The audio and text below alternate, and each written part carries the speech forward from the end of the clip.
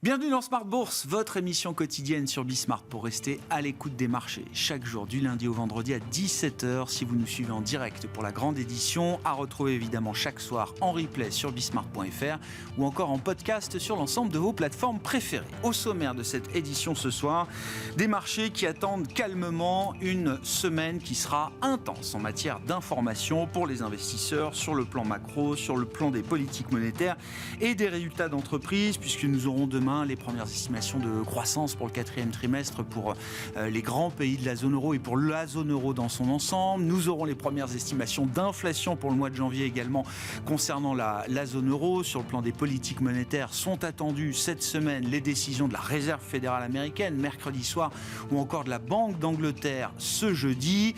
Côté macro-américaine, après les chiffres de croissance encore spectaculaires publiés la semaine dernière pour le quatrième trimestre, les investisseurs prendront connaissance des derniers chiffres d'emploi avec le rapport mensuel sur l'emploi pour le mois de janvier qui sera publié ce vendredi, et puis la montée en puissance des résultats avec ce groupe qu'on appelait un temps les GAFAM qui vont publier leurs résultats tout au long de la semaine, à commencer par Microsoft et Alphabet Google demain soir. Et puis sur le plan géopolitique, à noter un conseil européen extraordinaire qui se tiendra ce jeudi pour décider de la poursuite de l'aide à l'Ukraine qui sera évidemment un sujet majeur à quelques mois maintenant des élections européennes. Voilà donc pour le programme de la semaine pour les investisseurs, avec des marchés boursiers qui sont en train de digérer les derniers records qui ont pu être atteints, notamment pour le CAC 40, en clôture encore vendredi soir. Et puis un actif qui revient un peu sur le devant de la scène, c'est le pétrole qui est sous surveillance, en lien bien sûr avec la montée des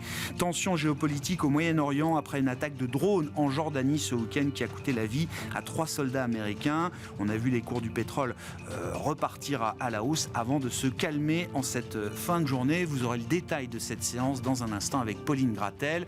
Discussion à suivre avec nos invités de Planète Marché. Puis dans le dernier quart d'heure, le quart d'heure thématique de Smart Bourse, nous nous focaliserons sur les marchés boursiers africains. Rapide bilan de 2023 bien sûr, enjeu 2024, et c'est Wissem Barbouchi, le président fondateur d'Aube Africa Asset Management, qui sera en plateau avec nous à partir de 17h45.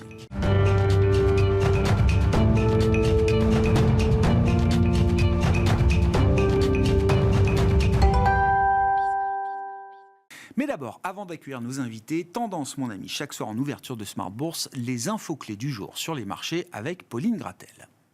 Après avoir clôturé la semaine dernière sur un record historique, la Bourse de Paris est stable aujourd'hui autour des 7630 points, dans l'attente de la décision monétaire de la Fed et de la suite de la séquence résultats.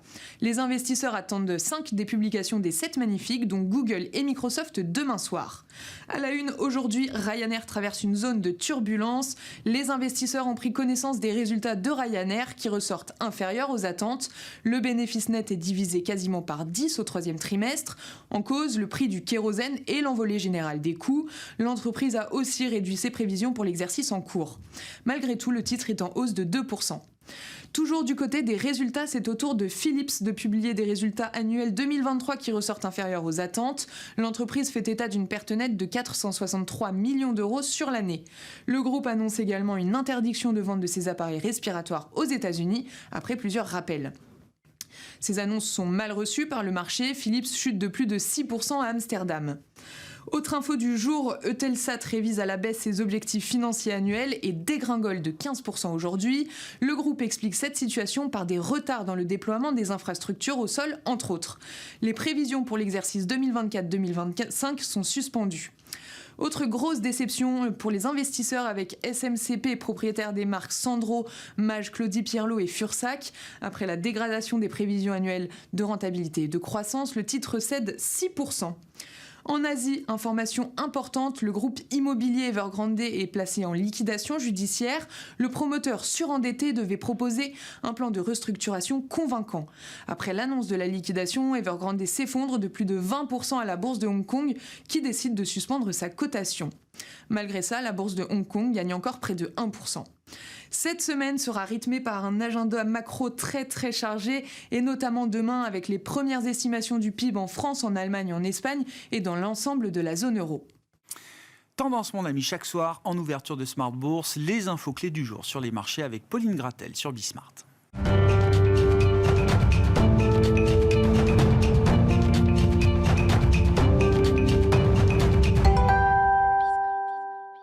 3 invités avec nous chaque soir pour décrypter les mouvements de la planète marché. Céline Picmal-Prade est à nos côtés, présidente de Picmal Houghton Investments. Bonsoir Céline. Bonsoir Grégoire. Merci d'être là. Merci à Igor Demac d'être avec nous également. Bonsoir Igor. Bonsoir Grégoire. Vous êtes dirigeant associé chez Vital Épargne. Et Thierry Leclerc avec nous ce soir également. Bonsoir Thierry. Bonsoir Grégoire. Ravi de vous retrouver. Vous êtes président d'AlphaJet Fair Investors. On a des stock pickers autour de la table. Céline, je commence avec vous. On est au démarrage de cette saison de publication de résultats, toujours importante. On a les résultats annuels et les perspectives sur les prochains trimestres et sur l'exercice 2024 pour bon nombre de secteurs et d'entreprises.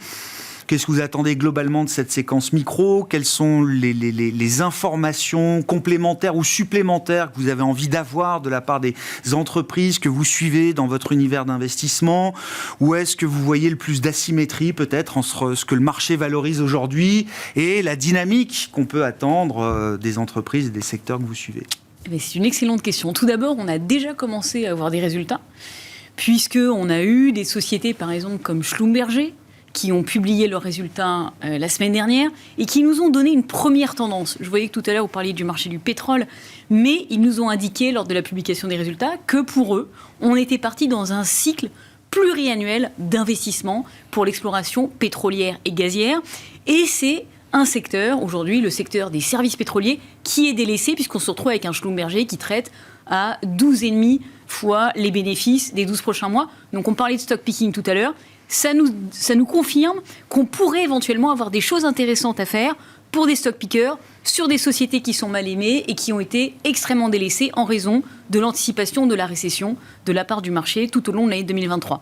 Comment, ça m'intéresse vachement. Oui. Comment on repart dans un cycle d'exploration pétrolière, j'allais dire, à l'heure de l'ESG, à l'heure de ce push mondial quand même vers les énergies renouvelables? Qu'est-ce qui fait dire à ces entreprises qu'il y a encore un cycle devant nous pour l'exploration, production pétrolière? C'est une excellente question, parce qu'effectivement, l'attente qu'on avait, c'était qu'on ait une baisse de la demande de pétrole, et comme on l'a vu l'année dernière, la demande de pétrole a augmenté contre toute attente. Notamment parce que quand on a un prix du pétrole qui est un tout petit peu moins élevé, on voit une élasticité prix qui fait que la demande repart. Et puis par ailleurs, ce dont on s'est aperçu également, c'est qu'il y avait toute une partie du monde, qui est les pays hors OCDE, qui sont en train d'accéder à la société de consommation, et un Chinois, il consomme 5 fois moins d'énergie qu'un Américain, un Indien, 15 fois moins. Eh bien, quand on a une augmentation du PIB par habitant dans ces pays-là, c'est très bien, mais ça veut dire qu'on a une augmentation de la demande d'énergie. Une augmentation de la demande d'énergie à laquelle on va répondre par différentes sources d'énergie, dont en partie des énergies comme le pétrole ou le gaz dans un premier temps, avant bien entendu qu'on soit tous en train d'avoir de l'énergie qui vienne du renouvelable demain. Mais on n'y est pas encore, et donc on a toujours de la demande. Il faut aussi savoir que 30% de la production d'énergie dans le monde aujourd'hui vient encore du charbon, et on est tous d'accord pour vouloir baisser la part venant du charbon, et quand on baisse le charbon, la conséquence, c'est qu'en général, on passe dans un premier temps par le gaz. Et énergie de transition, identifiée comme telle en tout cas. Mais donc qui demande des dépenses d'exploration. Donc c'est ça qui est quand même très intéressant. Et d'où est-ce que ça vient? Ça vient de l'international, ça vient notamment des pays arabes. Parce que malheureusement, effectivement, nous n'avons pas tous, on parlait des agriculteurs tout à l'heure, mais dans le monde, on n'a pas tous les mêmes contraintes. On a beaucoup de contraintes au niveau ESG dans certains pays. Il y a des pays où on a moins de contraintes. Et justement, est-ce que l'ESG s'est adapté à cette idée? Parce que l'ESG, ça drive aussi les flux. Ça drive les flux vers des entreprises qui sortent justement de l'exploration, production fossile ou pétrolière, gazière aujourd'hui, Céline. Pour un investisseur pragmatique comme vous, comment vous regardez ce qui a été quand même un vent contraire pour ce secteur-là? Je ne parle pas de la conjoncture, je parle bien justement de l'avènement de l'ESG et de la réglementation qui a, dans certains cas, réduit l'univers d'investissement des gérants.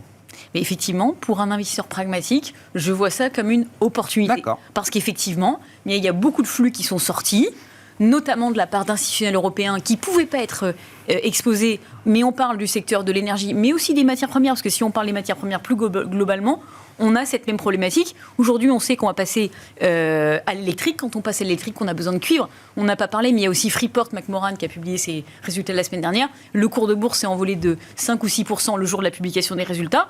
Parce qu'effectivement, on n'avait pas anticipé non plus que finalement, on a toujours besoin de cuivre. Donc voilà, donc il faut métal de la transition pour le coup. De la transition. Oui. Donc effectivement, il faut un petit peu aller chercher. Et je pense qu'il y a beaucoup d'opportunités qui vont se décanter au cours de cette année 2024. Énergie, matières premières, ça c'est quelque chose, c'est un socle pour vous. Tout à fait. Aujourd'hui, dans une gestion de portefeuille. Qui me semble intéressant à observer pour les investisseurs de long terme qui ont la possibilité d'aller un petit peu au-delà des 7 magnifiques et de là où tout le monde est positionné aujourd'hui. Voilà. Petit tour de table quand même sur ce que vous attendez de ces résultats, et puisque vous m'offrez la transition vers les 7 magnifiques, je veux bien qu'on en dise un mot quand même. Alors, ce que vous attendez de cette séquence de résultats, Thierry, et puis je veux bien qu'on se focalise sur les enjeux de la tech américaine devant nous au cours des prochains jours. Là. Oui, alors d'abord je vais compléter si vous permettez. En fait, c'est assez intéressant parce que on suit les performances des entreprises, des sociétés qui ont les meilleurs scores ESG et celles qui ont les plus mauvais scores ESG. Et effectivement, qu'est-ce qu'on constate depuis 18 mois ? C'est qu'il n'y a pas d'écart de performance entre donc ce qu'on appelle les meilleurs, enfin les best in class ESG et les plus mauvais élèves. Donc en fait, il n'y a pas de prime verte. Non, il n'y a pas de prime. Enfin, attention, parce que le terme vert, c'est donc connoté environnement. L'ESG, c'est plusieurs. C'est plus large. C'est 3 et le scope est énormément. Enfin, on regarde tout dans l'ESG, tout ce qui n'est pas financier, d'accord ? Évidemment l'environnement, mais pas que. Donc, mon point, c'est de dire, pour le moment, il n'y a pas une vraie prime sur les acteurs ESG. Pourquoi ? On a vu que certains États américains, l'année dernière, ont très très nettement resserré la vis sur ces critères-là, ont été poursuivre des investisseurs, notamment européens, sur ce qu'ils mettaient en place, en disant que ça leur allait pas du tout. Vous ne remplissez pas votre devoir fiduciaire. Exactement. Oui. Donc là, en fait, le problème, c'est quand ça vient des États-Unis, tout le monde regarde ce qui se passe parce que, évidemment, c'est le marché leader et en termes d'opinion aussi. Donc, c'est vrai que l'Europe avait pris beaucoup d'avance aussi. Ça a un peu interpellé les Américains parce qu'ils se sont dit, oula, ils sont drôlement en avance sur nous, sur tout ça. Et puis, il y a certains États très conservateurs ou très dépendants du pétrole, notamment le Texas, qui a dit, attendez, là, vous faites complètement fausse route. Nous, on veut certainement pas mettre la retraite de nos fonctionnaires, par exemple, avec des critères ESG. Donc bon, voilà. Enfin, tout ça pour dire qu'il y a quand même beaucoup de débats actuellement et c'est pas aussi simple à trancher. Ensuite, pour revenir sur la question des magnifiques. Non, mais intéressant. Enfin, s'il n'y a pas de prime verte ou de prime ESG, aujourd'hui, enfin, je veux dire, est-ce que ça veut dire qu'on va pratiquer l'ESG de manière différente désormais ? Il y a un nouveau cycle ou quelque chose de différent en matière de pratique de l'ESG devant nous de ce point de vue-là ? C'est que l'ESG unit. Enfin, on aimerait bien, comme pour les critères financiers, aujourd'hui, les normes comptables sont pratiquement standardisées à travers la planète. Heureusement, ça simplifie quand même drôlement la tâche pour tout le monde. Là, certainement qu'il va y avoir une marche en arrière qui va être passée du côté des Américains, parce que à nouveau, c'est pas eux qui sont leaders sur ça. Donc déjà, ils aiment pas trop. Et puis en plus, ça parle pas à certains États, qu'on le veuille ou non. Donc là. Je pense que la feuille de route européenne est bonne. Enfin, nous, on continue de délivrer sur ce qui a été planifié pour le moment, avec cette année, une grosse année pour les corporates, justement, qui vont devoir monter leur niveau de publication cette année. Donc c'est quand même un enjeu majeur, déjà, d'avoir des bonnes datas, parce qu'il faut quand même avoir en tête que énormément du travail ESG était fait sur des estimations. Là, on va avoir beaucoup plus de granularité. Donc, je ne sais pas comment ça va se terminer. Je pense que, en ce qui me concerne personnellement, je trouve que la feuille de route européenne est bonne. Il y a une logique. On a mis d'abord les contraintes sur les investisseurs, qui eux-mêmes ont mis les contraintes sur les corporates. Ça suit. Aujourd'hui, on a un écosystème qui va être de plus en plus solide et on va pouvoir construire des choses très sérieuses. Il ne faut pas oublier, l'ESG, ce n'est pas un mistigris. Ça sert à avoir, à nouveau, je répète, des informations, des données extra-financières. Donc, à y voir plus clair sur les dossiers qu'on met en portefeuille. Moi, je suis preneur de cette information-là. Si ça ne va pas à certains États américains, tant pis pour eux, j'ai envie de leur dire quoi. Mais je pense qu'on aura beaucoup plus d'insight sur ce qui se passe dans les boîtes avec ces données-là. Et après, effectivement, il y a la question environnementale, et ça, c'est encore un autre sujet. C'est un bon sujet quand même, puisqu'on est parti sur l'ESG, je vous offre l'occasion de réagir, Igor. L'ESG, c'est le monde tel qu'on voudrait qu'il soit. Et il y a évidemment beaucoup d'intérêt à avoir des objectifs et puis des idéaux. Et en fait, les marchés financiers et l'économie, c'est le monde tel qu'il est. Et il y a 3 exemples qui me paraissent intéressants de noter sur cette divergence, dichotomie entre l'idéal de transparence qui aujourd'hui est beaucoup plus possible grâce aux données et à la virtualisation de l'économie, mais c'est la Norvège, c'est soi-disant le pays le plus ESG. Donc c'est un pays qui a fait sa fortune avec le pétrole, et c'est un des très rares pays qui pratique la chasse à la baleine, qui est une espèce en voie d'extinction, qui est la baleine, le symbole chez quasiment la plupart de toutes les grandes organisations de défense de l'environnement. La deuxième incohérence, c'est en fait les réseaux sociaux américains, c'est probablement les entreprises qui respectent le moins l'ESG, entre guillemets, sur la modération de certains propos. Pourtant, c'est les plus grosses capitalisations boursières. Et puis le 3e exemple, c'est que finalement, on l'a vu avec la transaction de la Française des Jeux sur Unibet, le jeu qui, je pense, pas forcément quelque chose de très ESG dans le principe. Après, ça a été organisé, sachant que, bien sûr, les jeunes mineurs de moins de 18 ans ne jouent pas, mais quand on achète Unibet, c'est pas pour acheter des joueurs de plus de 75 ans. Ça a été salué en bourse. Donc, c'est 3 exemples pour dire... Le monde, aujourd'hui, fonctionne tel qu'il est. On voudrait qu'il fonctionne mieux, et ça, c'est louable. Mais ce n'est pas sûr que ça soit ça que les investisseurs et nos clients veulent, même si on leur rabâche à coups de normes, puisqu'on a des adorateurs de la norme en Europe et particulièrement en France. Et je me souviens, il y a très longtemps, on m'avait montré la performance d'un fonds qui s'appelait le Vice Fund, qui investissait dans tout ce qui était le pire. Tabac, alcool, armes... Voilà, donc c'est juste un petit trait d'humour pour dire, bon, le monde est tel qu'il est, on doit l'améliorer, la transparence, effectivement, est bien meilleure, c'est-à-dire qu'aujourd'hui, une entreprise peut beaucoup moins cacher. Ça, c'est mieux. Mais vous avez le monde du non-côté qui attire d'énormes masses d'argent qui, lui, n'est pas soumis à ces règles. Ou beaucoup moins, en tout cas. Ça me fait penser à une réflexion d'une gérante ISR, et je la cite puisqu'elle l'a dit ici, Léa Dunant-Châtelet, chez DNCA.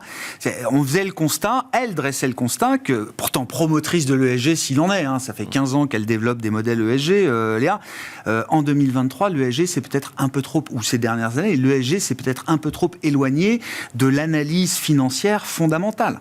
Il y a quelque chose à rééquilibrer peut-être de ce point de vue-là. Ça va tout à fait dans le sens de ce que vous disiez, Céline. Et ça ouvre la voie effectivement à des performances pour des secteurs, on a parlé de l'énergie avec vous, mais pour d'autres secteurs aussi, qui ont été peut-être mal considérés au moment du pic de l'ESG d'une certaine manière.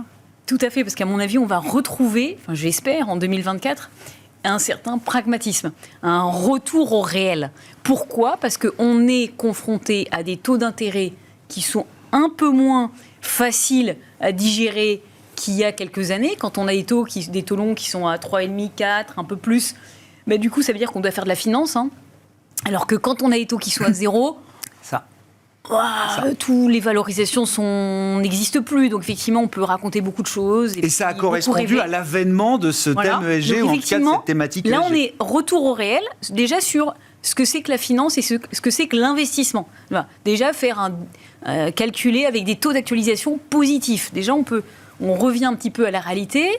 Et puis, deuxième chose, comme on est dans un environnement où on a passé l'année à attendre beaucoup de ce qui allait arriver du côté de la croissance des bénéfices d'entreprise, là aussi, je pense qu'on va être un petit peu confronté au réel, et puis on va voir qui a le maillot de bain, qui l'a pas, et qui a de la croissance, qui n'en a pas. Donc effectivement, on a vu par exemple Tesla, qui a quand même eu un cours de bourse qui s'est envolé de façon extraordinaire l'année dernière, nous expliquer que finalement, ils n'ont pas de maillot de bain. Entre deux vagues. On est entre deux vagues, pour filer la métaphore du maillot de bain. Entre deux vagues de croissance. Du coup, le cours de bourse est très bien comporté. Oui. Voilà. Et à l'inverse, pour revenir sur les choses de façon pragmatique, leur grand concurrent, c'est quand même BYD, qui est en train d'être un rouleau compresseur qui se déploie sur le monde entier et qui va bientôt arriver sur le marché européen.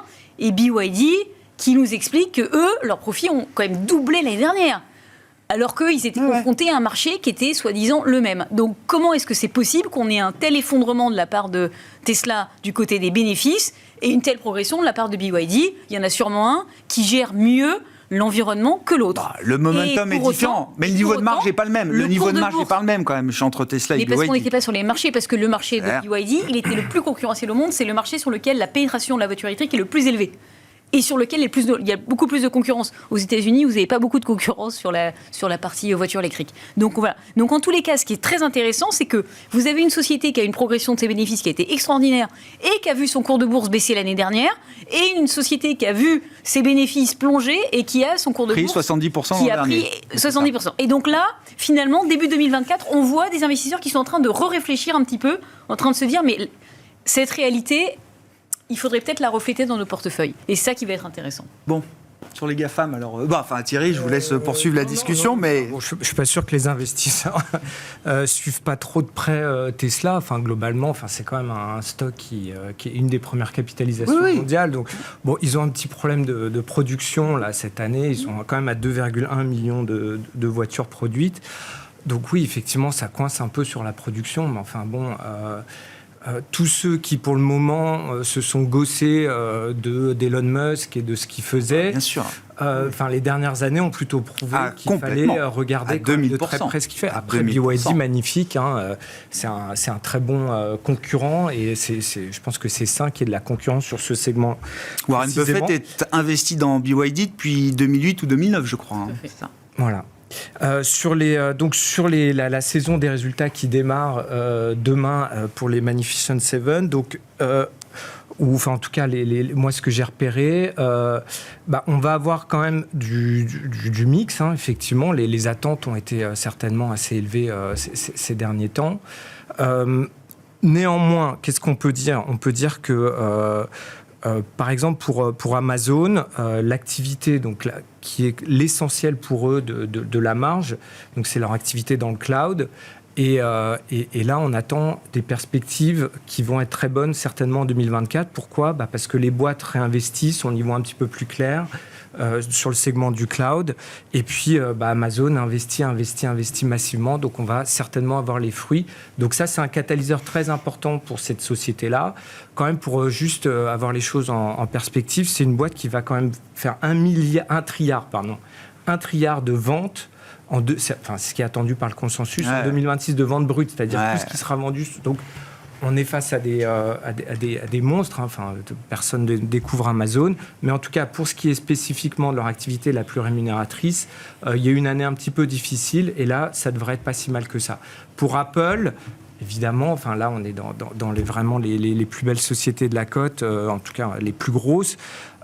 C'est vrai qu'il y a un petit ralentissement qui va certainement arriver sur la vente des smartphones. Il n'y a plus de croissance, quoi. C'est Ah moins. à un moment, mais en fait, c'est plus trop l'histoire pour Apple. L'histoire aujourd'hui, c'est quoi ? C'est les services. C'est 22% du chiffre d'affaires. C'est une marge qui est 2 fois supérieure à celle des produits. Donc c'est pour eux, le gisement de cash, il est là.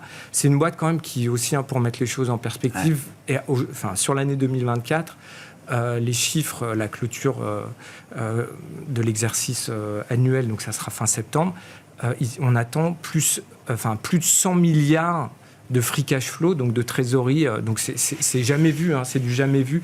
Donc on est quand même dans des ordres de grandeur fantastiques qui justifient, à mon sens, la market cap, la capitalisation aujourd'hui de 3 trilliards. Ils vont rendre, est-ce que vous savez combien ils ont rendu aux actionnaires depuis 2012 ? Aux actionnaires, non. Je n'ai pas le chiffre en tête. Donc les share buybacks, plus les dividendes, plus de 800 milliards de dollars. Oui. Et on va atteindre 1 trilliard dans les 2 prochaines années. Donc, puisque là, ils vont... C'est des valeurs. Ce qui est dingue, c'est que vous parlerez de Microsoft juste après, parce que les 3 000 milliards, on est au coude à coude. Exactement. Mais ça fait partie, ces entreprises de la tech américaine sont les entreprises qui versent le plus de dividendes en montant annuel aujourd'hui. Partant de zéro, il y a encore quelques années pour ces boîtes-là. Alors, oui, mais pour eux, ils préfèrent quand même encore racheter des actions, plutôt que du dividende. Mais c'est vrai qu'ils ont fait monter en puissance ces dernières années le dividende aussi. Donc c'est pour ça qu'on parle d'un retour total aux actionnaires, donc qui est de. Et donc ça justifie la position d'Apple à 3 000 milliards avec une valorisation. Il y a très peu de dettes. Donc ce qu'ils font, quand même, ils s'endettent. Ils s'endettent pour acheter des actions.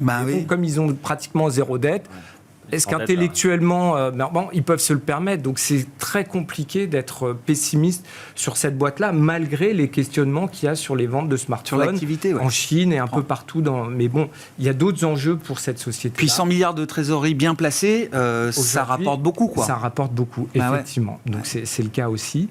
Et puis sur Microsoft, c'est vrai que c'est là... Là, il y a de la croissance. Là, il y a beaucoup de croissance, nettement plus, 2 fois plus de croissance pratiquement que chez Apple. On est à plus de 20% de croissance attendue cette année, un peu moins de 10% pour Apple. Et puis, c'est surtout la valeur aussi avec Nvidia iconique sur la générative, l'intelligence artificielle générative. Donc, puisqu'ils ont plutôt bien sorti, ils sont plutôt bien sortis du mélodrame qui s'est passé là en fin d'année chez OpenAI. Oui, donc c'est vrai. Donc ils sont plutôt renforcés dans la boîte, dans quelque chose qui est très très très recherché actuellement par les investisseurs. Et au final, vous dites quoi en termes de gestion de portefeuille? C'est des boîtes qui méritent encore de l'attention. On ne peut pas se priver totalement de ces entreprises dans un portefeuille global, croissance mondiale aujourd'hui. On peut toujours faire autre chose, mais c'est un peu, si vous voulez, quand on regarde depuis septembre 2023, les révisions de bénéfices pour les Magnificent Seven, c'est plus 4%. Pour le S&P, 493. Oui. Donc les 493 autres, on est à moins 15%. D'accord. Alors je précise, sur les résultats, les IPS du quatrième trimestre 2023. D'accord. Là, c'est la séquence qui sort. La séquence qui sort. D'accord. Quand on regarde quelques mois avant, il y a un vent, un corps qui souffle fort, en tout cas, qui continue de souffler, donc c'est très difficile de sortir de ça, alors que sur le reste de la cote, effectivement, c'est beaucoup plus compliqué. Sur le plan presque patrimonial, Igor, ces valeurs intellectuelles, c'est quand même difficile de ne pas investir sur les deux thèmes que sont le capitalisme numérique et la superpuissance américaine. Et en fait, ces valeurs-là en sont les parangons, et c'est compliqué de dire à un investisseur, ce mouvement-là, il va s'arrêter, parce qu'on le voit dans les autres pays, il y a des déclinaisons d'Apple et des réseaux sociaux locaux, mais en fait, c'est le modèle américain qui fait foi. Et sur le plan de la construction de portefeuille, je pense que les valeurs technologiques sont indispensables. Est-ce qu'il faut aller vers les 7 magnifiques? Est-ce qu'il faut descendre dans des sous-thèmes, la cybersécurité, des mid-cap? Alors, à la taille américaine, c'est super large cap pour nous, mais peut-être qu'il faut être un peu plus fin. Après, je ne pense pas qu'il y ait un risque énorme à avoir quelques grandes valeurs comme ça, parce qu'on a du dividende, du rachat d'actions. Il ne faut pas oublier que les dividendes, c'est 2/3 de la performance cumulée des indices actions sur longue période. Je prends la donnée sur le S&P 500, puisqu'on a un bon recul. Donc, c'est compliqué de ne pas les avoir. Après, elles sont surreprésentées. Représentent 30% de l'indice. Donc, il y a un peu un corner, un déséquilibre, une anomalie. Bon, mais je pense, moi, personnellement, que oui, il peut y avoir des petits soubresauts de croissance, de niveau de valo, des corrections, mais ces valeurs représentent la superpuissance américaine. Et tant que ça, ce n'est pas remis en cause par une crise majeure, politique, économique, voire militaire, c'est ou une innovation technologique encore plus majeure que ce que ça a été, Internet.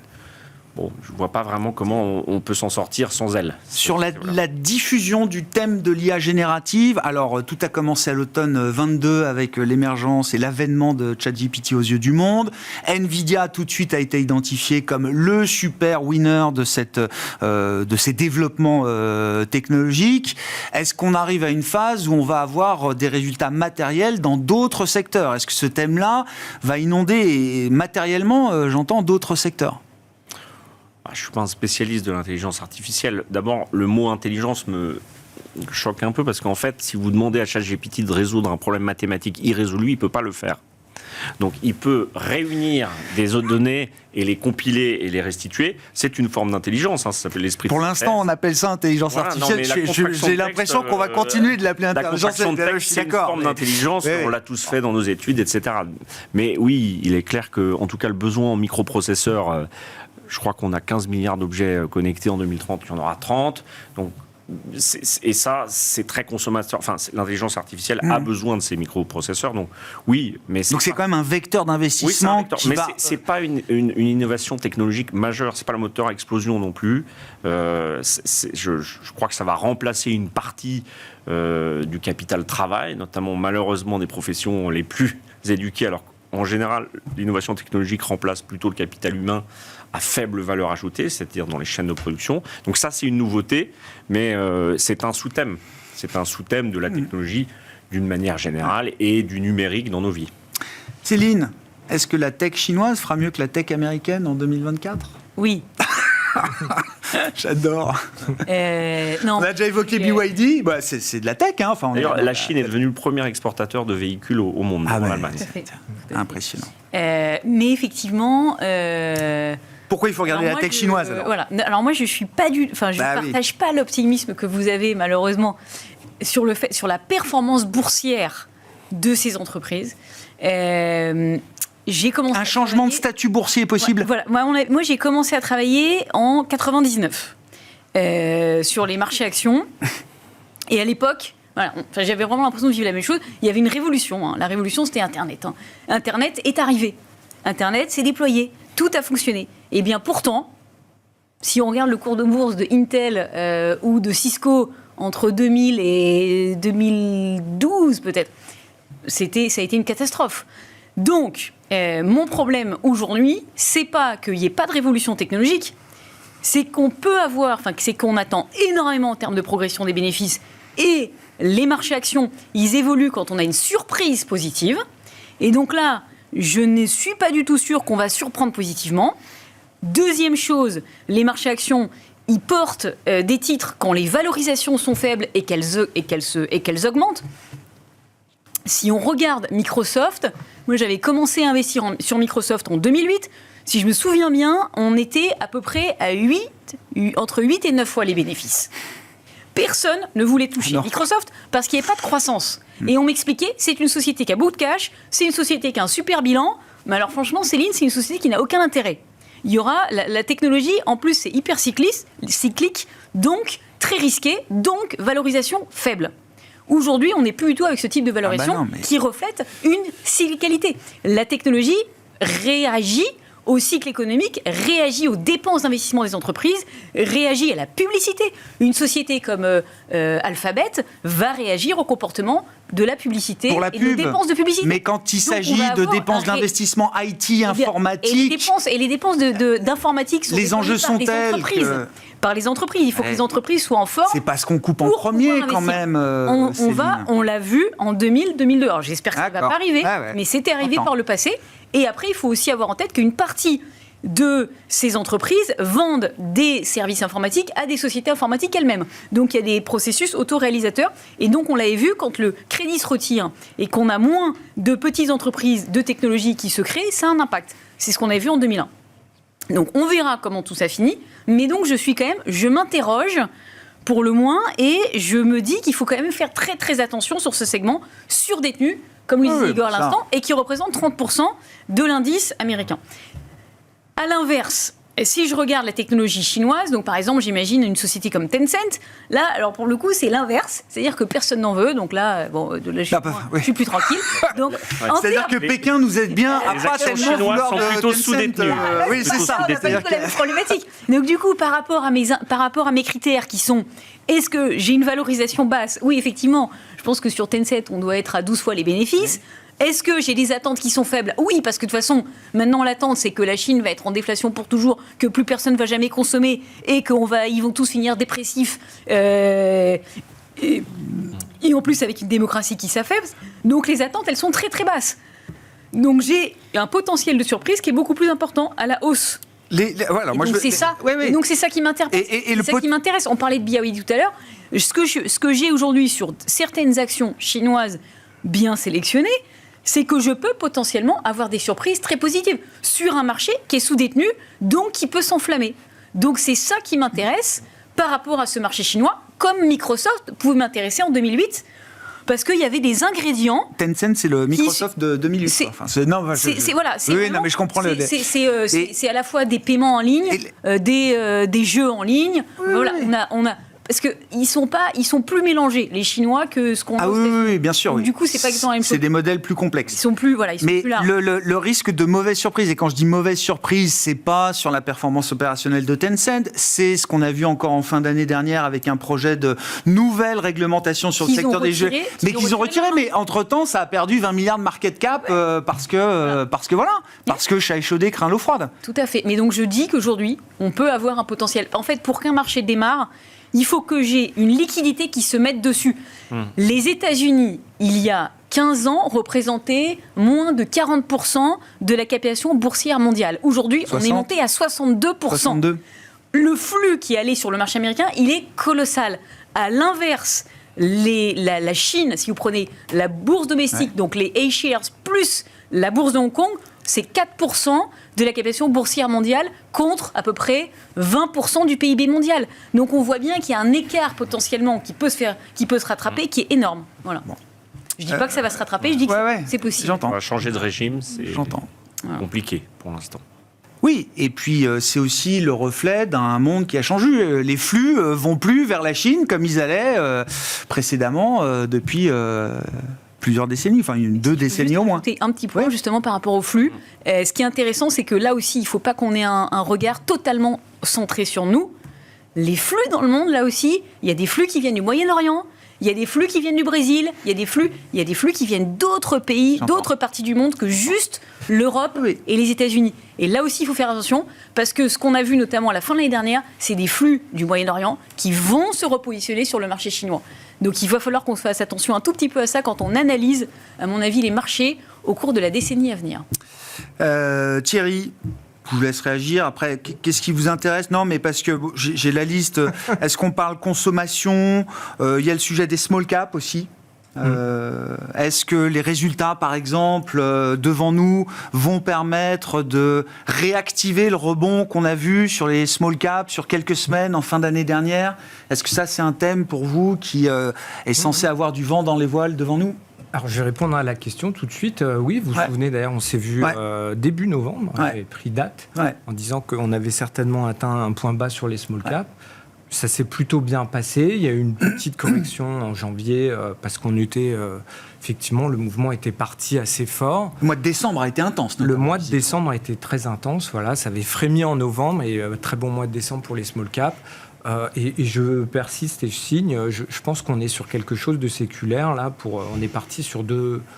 C'est très compliqué mais bon. Mais c'est le redémarrage d'un cycle favorable au small cap. Tout à fait. Et quand on regarde historiquement, ces cycles positifs qui se mettent en place, c'est sur plusieurs années. Donc je ne veux pas dire rendez-vous dans 3 ans ou 2 ans et demi, j'en sais rien. Mais en tout cas, on a une belle visibilité sur les small caps, avec toujours à peu près 20% de décote par rapport à l'historique sur cette classe d'actifs. Donc bon, si on cherche un peu de valeur, on peut en trouver là. Je voulais compléter aussi sur Nvidia, parce qu'on parlait de valeurs iconiques, effectivement, sur l'intelligence artificielle. Je ne suis pas forcément toujours très à l'aise à regarder les PER. Peu importe. Mais en tout cas, on se paye aujourd'hui 23 fois les résultats 2025. Nvidia. D'accord. Donc quand on regarde 2 ans avant, 2 ans devant... Il y a 2 ans de croissance. Ça va tirer très fort là, mais bon, ils sont bien placés, tant mieux pour eux. Enfin, je veux dire, on va avoir un doublement du chiffre d'affaires cette année là quand même. Donc c'est pour des boîtes qui sont déjà très grosses à la base, donc c'est très fort. Alors, évidemment, il faut faire attention aux attentes, il faut toujours être prudent, mais en tout cas, à la fin, si ça se passe plutôt bien, ce qui est aujourd'hui le scénario attendu par les investisseurs, on n'aura pas une valorisation complètement délirante. On tient compte d'une montée en puissance quand même de la concurrence au fur et à mesure. Oui, je sais qu'ils sont... Oui, c'est normal, mais bon, ils sont quand même nettement devant les concurrents. Et après, vous avez posé une bonne question aussi. Peut-être que Nvidia, c'est un peu, entre guillemets, un peu chaud pour aller sur cette boîte qui a fait x3 en quelques mois. Et les Magnificent Seven ont fait x2 quand même l'année dernière, donc il ne faut pas l'oublier. Donc, est-ce qu'on va avoir cette même performance en 2024 ? La réponse est non, je vous le dis tout de suite. Est-ce que c'est la fin des Magnificent Seven ? Je ne pense pas, parce qu'on a encore du vent dans les voiles. Et puis quand on regarde en détail chacune des histoires, il y a quand même des forces qui sont différentes d'un cas à l'autre. Bon. Et ensuite, comment on peut étendre ça? Ouais. Par exemple, juste pour avoir quelques chiffres en tête aussi, Schneider Electric, 16% de leur activité, c'est sur les data centers. Ouais. Donc, on a vu un re-rating ces derniers mois de Schneider Electric parce que ça a été pris aussi dans le vent de l'AI. En Europe, on a Atlas Copco qui est à 27% de leur chiffre d'affaires sur les salles blanches. Les chambres blanches, là, sur les laboratoires. Donc, c'est aussi des façons, et d'ailleurs, ça a aussi très fortement ririté grâce à ça. Donc, les investisseurs ne se trompent pas, et on peut aujourd'hui accéder à cette thématique via différentes façons, y compris en Europe, avec peut-être des sociétés qui sont un peu moins risquées qu'une valeur iconique comme les Nvidia. Ouais. Small cap? Oui, les small cap, non seulement elles sont décotées par rapport aux big cap, aux large cap, mais elles sont aussi décotées par rapport aux small cap du non-coté. Puisque souvent, on oppose aussi ces deux sous-segments. Et c'est vrai que la liquidité, normalement, attire les primes. Et là, on a une décote d'actifs liquides. On a aussi toute une phase et une tendance à la disparition des small et mid cap. Il y en a de moins en moins. Elles sont rachetées, elles sont sorties de la cote. Donc, ça fait aussi des opportunités pour les investisseurs parce que c'est plus facile de sortir de la cote une petite société que Apple. Et puis, je voudrais revenir aussi sur la Chine. C'est vrai que le monde hors OCDE est une source de financement et de business pour la Chine, mais ces dernières années, la Chine devait représenter 15% des investissements industriels mondiaux, et c'est en chute libre, avec une donnée qui est fondamentale, c'est si vous regardez le nombre d'indicateurs économiques publiés par les Chinois, il est aussi chute au plus bas, ce qui est jamais très bon entre guillemets pour un investisseur d'avoir un cadre qui devient de plus en plus opaque. La boîte noire. Voilà, et c'est ça qui rend difficile l'investissement. Après, des actifs avec de la valeur, de la croissance, il y en a en Chine, ça c'est sûr.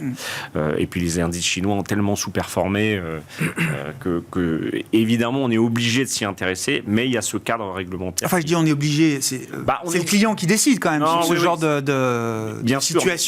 Mais bon, moi, j'ai vu beaucoup d'investisseurs qui investissaient en Chine, mais qui n'y avaient jamais mis les pieds.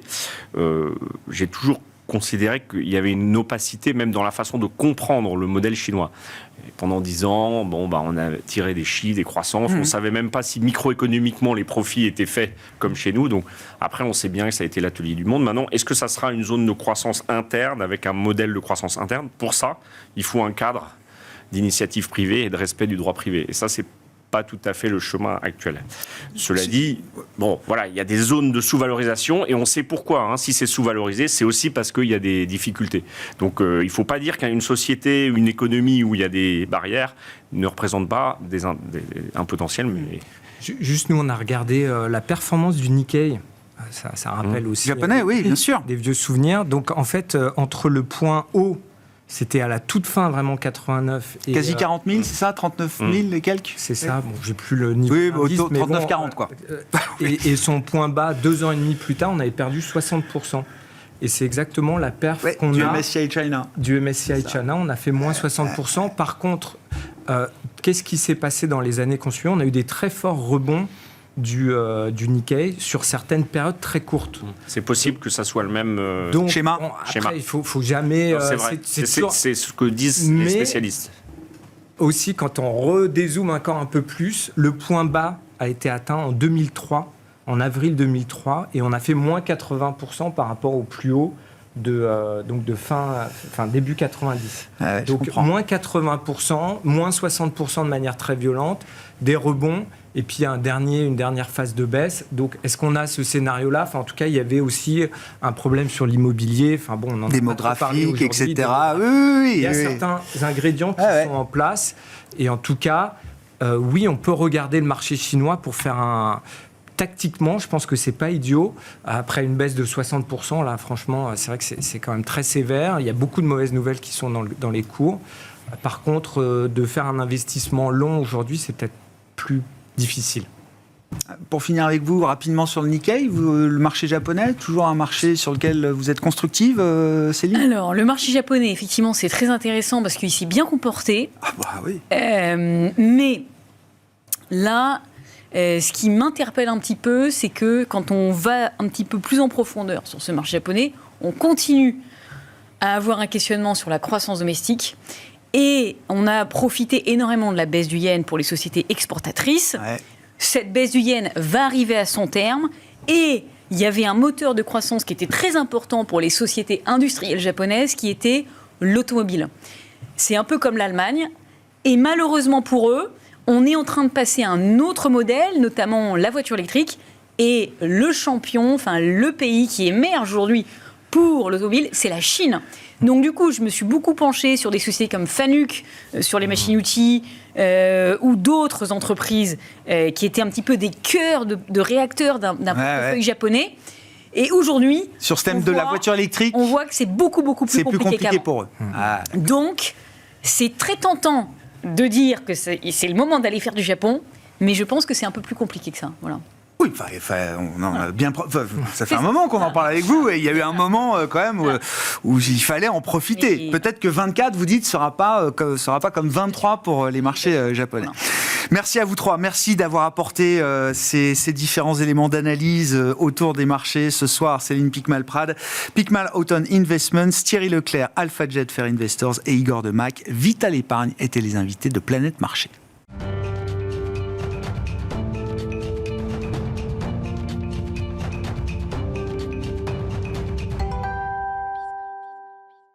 Le dernier quart d'heure de Smart Bourse chaque soir, c'est le quart d'heure thématique et c'est un point de rendez-vous régulier avec le président fondateur d'Obafrica Asset Management pour parler des marchés boursiers africains. Wissem Barbouchi est à mes côtés ce soir. Bonsoir Wissem. Bonsoir Grégoire. Merci beaucoup d'être là et de venir partager votre expertise sur ces marchés boursiers africains. Toujours compliqué de regarder ces marchés boursiers de manière globale parce que l'Afrique effectivement est un territoire vaste avec différents enjeux, différentes zones économiques, bien sûr. Mais s'il faut résumer 2023 sur le plan boursier pour l'Afrique, Wissem, qu'est-ce qu'on peut dire ? Alors effectivement, c'est toujours difficile de résumer en quelques mots un continent aussi vaste et aussi hétérogène que le continent africain. Disons que déjà sur le plan économique, l'Afrique a connu une année de croissance. Alors c'est toujours une année de croissance disparate, puisque si on prend la croissance moyenne, alors selon le FMI, elle tourne entre 3 et 3,5%, avec des pays comme toujours la Côte d'Ivoire et le Sénégal à plus de 6%, et puis d'autres pays plus matures comme le Maroc ou l'Afrique du Sud qui vont tourner à 1 ou 2%. Ce qu'il faut avoir en tête, c'est que 2023, ça a été une année comme dans la plupart des pays dans le monde où la croissance de l'économie mondiale en tout cas le ralentissement de la croissance de l'économie mondiale a pesé sur les croissances des économies africaines. Donc ça, c'est un élément important puisqu'on a revu à la baisse au moins 2 ou 3 fois les taux de croissance du continent africain. L'autre élément important, c'est que on est face aussi à beaucoup d'inflation. Donc on a des taux d'inflation qui restent élevés dans la plupart des économies africaines. Et face à ça, des banques centrales qui ont dû plusieurs fois augmenter les taux pour essayer de contenir cette inflation. Et puis, élément qu'on connaît mais qui a été moins important en 2023, c'est celui des taux de change, avec des pressions disparates sur les monnaies, des monnaies qui ont bien tenu, qui historiquement tiennent bien, je pense notamment au dirham ou la roupie mauricienne, et puis des monnaies qui ont un peu moins bien tenu, je pense notamment au Naira qui a fortement dévalué en début d'année. Bon. Ce jeu des devises sur le continent africain, c'est un impondérable quand on est investisseur, j'imagine, sur ces marchés-là. Comment est-ce que la situation macroéconomique que vous avez décrite, Wissem, comment est-ce qu'elle s'est traduite sur le plan boursier pour les marchés africains ? Oui, alors c'est vrai que c'était en plus votre première question. Les deux vont ensemble. J'ai fait une digression. Mais disons que sur le plan boursier, c'est une année relativement positive pour les bourses africaines. On va dire que sur la quinzaine de bourses que nous suivons, il y en a 3 qui sont en territoire négatif et toutes les autres sont en territoire positif, avec certaines qui affichent des performances extraordinaires. Je pense notamment à la bourse égyptienne qui a plus de 70% en devises locales, la bourse nigériane qui a environ 50% en devises locales, ou celle du Ghana qui est autour de 30%. Et puis d'autres bourses comme le Maroc notamment, ou la Tunisie qui tourne autour de 10% en devises locales. Quelles sont les perspectives qu'on peut avoir, en tout cas, quels sont les éléments de réflexion, d'analyse qui nourrissent justement les perspectives 2024 aujourd'hui, Wissem ? Alors, 2024, ça va être une année importante sur le plan géopolitique, hein, puisqu'on a sur le continent africain 9 pays qui vont faire face à des élections présidentielles. C'est l'ensemble du monde qui vote cette année, voilà. Et en Afrique, ce sont 9 pays qui sont appelés aux urnes pour cette année. Exactement. Et pas que les Russes et les Iraniens qui votent. Il y a aussi les 60% du PIB mondial. Exactement. Voilà. Donc plusieurs pays vont faire face à des élections en Afrique, même si, alors c'est vrai qu'en 2023, on a vu passer les élections du Nigeria et celles de l'Égypte, hein, qui se sont relativement bien passées.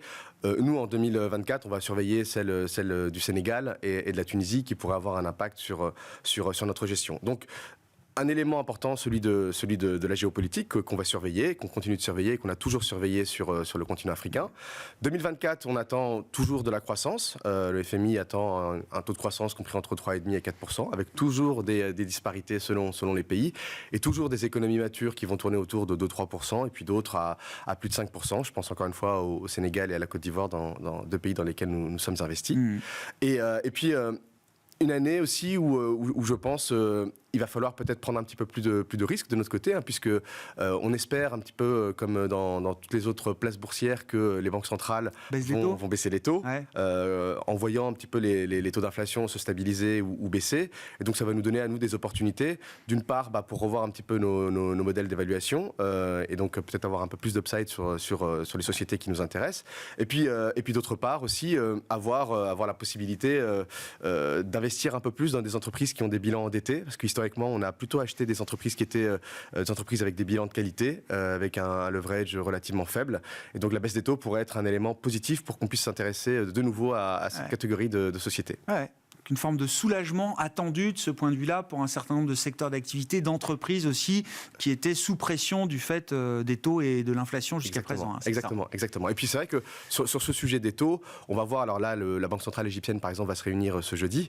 Il y a un vrai sujet aussi pour que les taux réels, en tout cas, restent sur un territoire positif. Un sujet qu'on observe pas que sur le continent africain, mais qu'on observe un peu sur toutes les bourses qui aujourd'hui, sur tous les marchés qui font face à des taux d'inflation élevés. Oui. Dans les émergents, on sait ce que c'est que l'inflation. Nous, dans les pays développés, on avait oublié ce que c'était que l'inflation. Et donc, effectivement, c'est très intéressant, je trouve, dans ce contexte inflationniste dans les économies développées, de suivre comment les émergents, eux, traitent cette question de l'inflation. Une fois qu'on a dit ça, un mot quand même du portefeuille. Donc, c'est Africa Picking Fund. Ouais.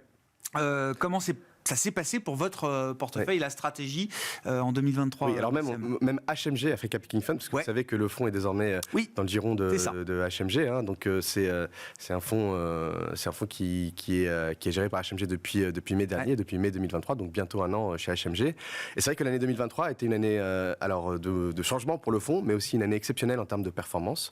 Donc on est très content de voir que l'année 2023 a terminé à plus 36,7% en euros. Alors on avait jamais vu ça depuis le lancement du fonds en 2014. Et c'est vrai que cette performance, elle a été soutenue par plusieurs éléments. D'une part, notre exposition au marché égyptien. Alors c'est vrai qu'en début 2023, on avait souffert de la dévaluation de la livre égyptienne, mais cette dévaluation a largement été compensée par les performances opérationnelles des entreprises dans lesquelles on a été investi. Je pense notamment au secteur de la consommation, qui est un secteur qui nous intéresse toujours, à des sociétés comme Cairo Poultry, dont j'ai déjà parlé ici, ou MM Group, dont j'ai également déjà parlé ici, qui ont très très bien performé.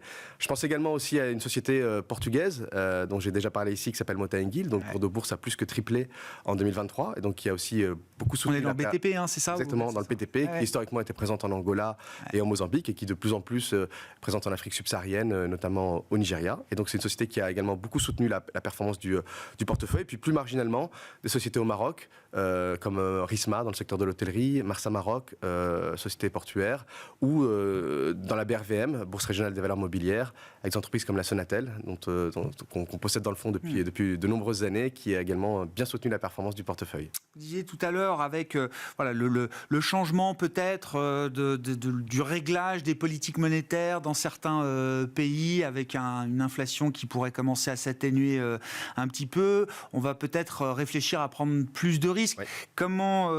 Comment vous dessinez la stratégie 2024, effectivement, aujourd'hui? Quels vont être les contours de cette stratégie et là où les lignes directrices, effectivement, auxquelles vous vous tenez aujourd'hui? Alors, disons qu'il y a une ligne directrice qui ne change pas, c'est celle du du début, on va dire, hein, c'est-à-dire qu'on s'intéresse toujours aux entreprises du secteur de la consommation majoritairement, parce que l'idée c'est de bénéficier de l'émergence de la classe moyenne africaine et donc de bénéficier localement de cette classe moyenne. Donc il y a certains secteurs qui historiquement ne sont pas dans le portefeuille et qui n'ont pas vocation à l'être, hein. Je pense notamment au secteur minier, qui est plutôt un proxy de la croissance chinoise que de la croissance locale africaine.